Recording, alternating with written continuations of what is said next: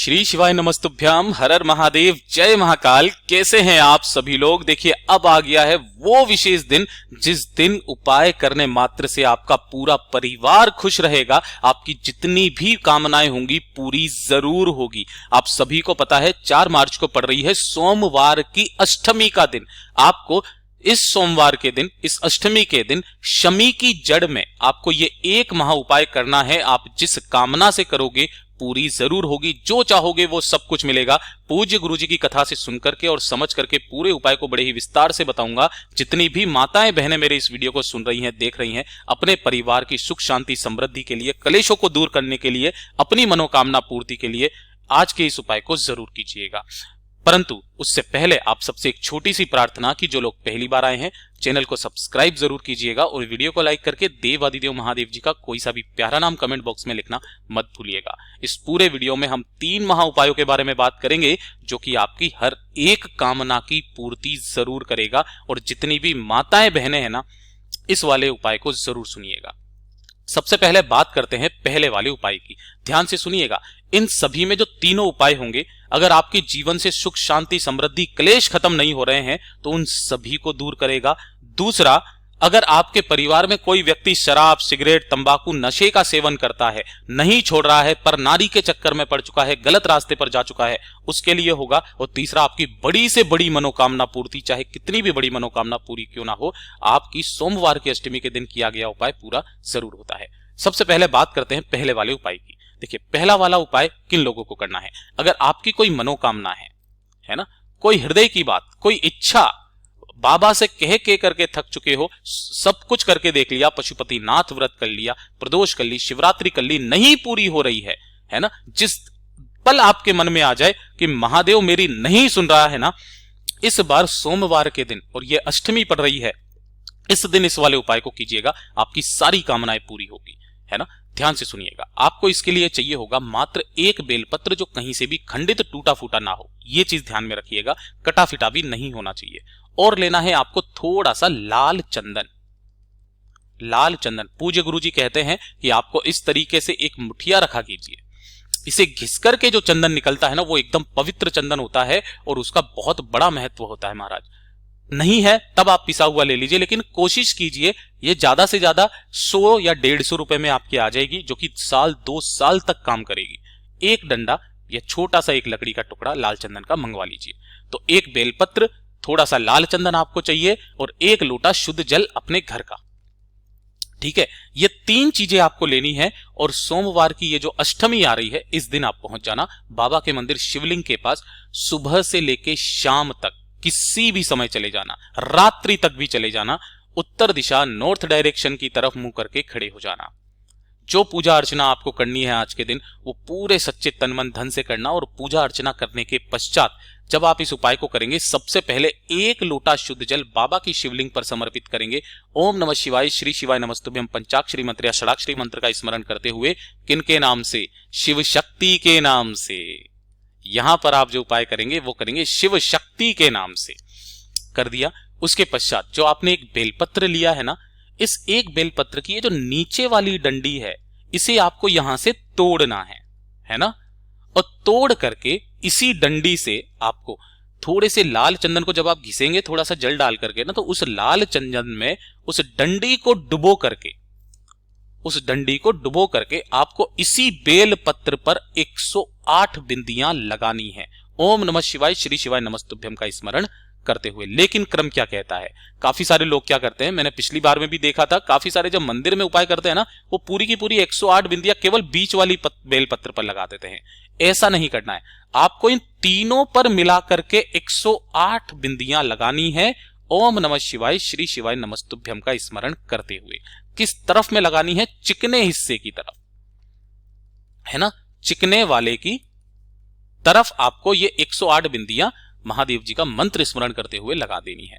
उसके पश्चात ये वाली जो डंडी होती है, ये वाली 64 योगिनियों का स्थान, इस जगह से इस बेलपत्र को पकड़ना है।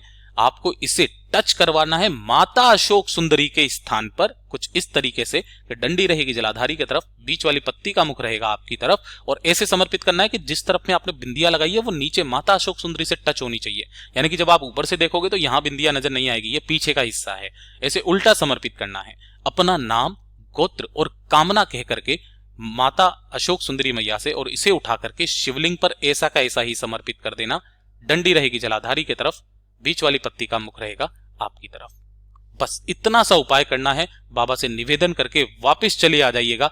अगली अष्टमी आने तक आपकी जो भी कामना होगी पूरी जरूर होगी। पूज्य गुरु जी का बहुत ही अद्भुत और रोचक उपाय है, जरूर कीजिएगा।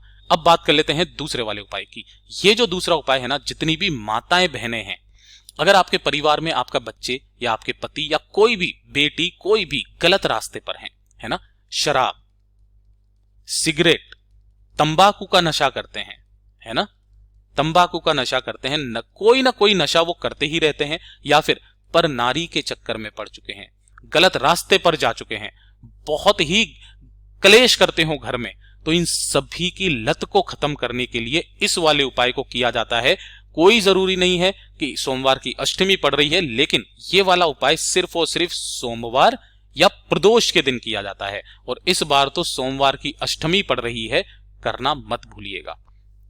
चाहिए क्या इसके लिए, ध्यान से सुनिएगा। आपको चाहिए मात्र एक शमी का पत्ता। कहां से तोड़ना है, यहां से तोड़ोगे। ये जो पूरा गोले में बनाया है ये एक शमी का पत्ता है, ठीक है। एक शमी का पत्ता लेना, और एक लेना है आपको बेल पत्र जो कहीं से भी खंडित कटा फिटा ना हो, और एक लोटा शुद्ध जल अपने घर का। इसके अलावा जो आपकी पूजा की थाली है ना, जिसके अंदर चंदन, रोली मोली जो भी हो वो आप ले लीजिएगा, ठीक है। और इन सभी का जो उपाय करोगे आप अपने घर पर भी कर सकते हो। अगर आपके घर में कहीं पर भी शमी का पौधा है तो उस शमी के पौधे में आपको ये उपाय करना है।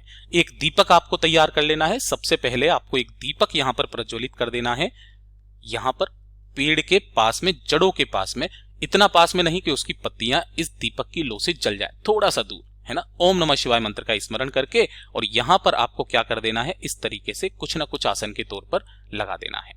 लगा देने के पश्चात आपको यहां पर एक पार्थिव शिवलिंग का निर्माण करना है, इसी पेड़ के गमले की मिट्टी के अंदर ही। चाहे आप एक लिंग का निर्माण कर दें, बस इस तरीके से पार्थिव शिवलिंग का निर्माण करोगे सुबह से लेकर शाम तक किसी भी समय, ठीक है।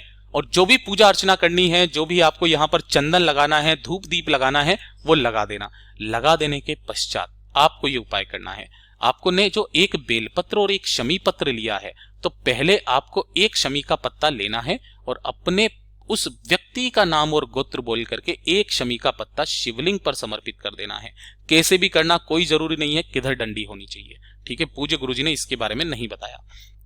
और इसी शमी पत्र के ऊपर एक बेलपत्र, ये शमी पत्र आपको नाम और गोत्र बोल करके, और बेलपत्र इसी शमी पत्र के ऊपर आपको अपनी कामना कह करके कि वो व्यक्ति जो है वो नशा, सिगरेट, तंबाकू का छोड़ दे, सही रास्ते पर आ जाए, पर नारी का चक्कर छोड़ दे, ऐसी कामना करके यहां पर समर्पित कर देना। समर्पित कर देने के पश्चात 2 मिनट वहां पर बैठना, बाबा से निवेदन करके आपको इस केवल बेल पत्र को यहां से उठा लेना है ना।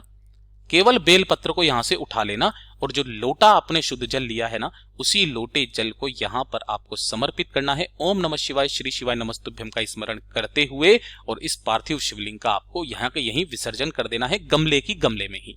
अब जो आपने एक बेलपत्र यहां से उठाया था ना, इसी एक बेलपत्र को आपको अपने पति को, अपने बच्चे को, उस व्यक्ति को खिला देना है जो भी शराब, सिगरेट, तंबाकू, नशे का सेवन करता है।